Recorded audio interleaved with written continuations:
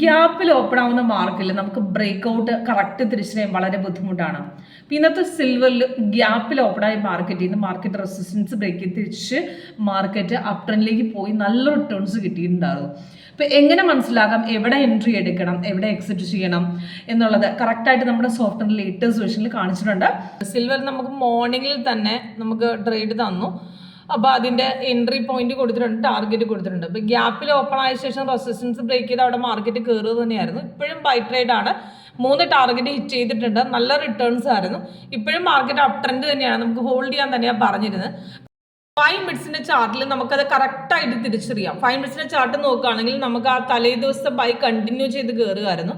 അവിടുന്ന് resistance level 2 പ്രാവശ്യം break ചെയ്ത്, ആദ്യത്തെ ലെവൽ കഴിഞ്ഞിട്ട് പിന്നെയും ബ്രേക്ക് ചെയ്ത് കയറുമായിരുന്നു. ഇവിടെ നിന്നൊക്കെ നമുക്ക് ചെറിയ ചെറിയ റിട്ടേൺസ് പിടിച്ചിട്ടുണ്ട്. പിന്നെ അതിനുശേഷം മാർക്കറ്റ് സൈഡ് വേസ് ആയിരുന്നു. ഇപ്പം രണ്ടാമത് അവിടെ സിറ്റിൽ വന്ന് പിന്നെയും ബ്രേക്ക് ചെയ്ത് കയറുകയാണ്.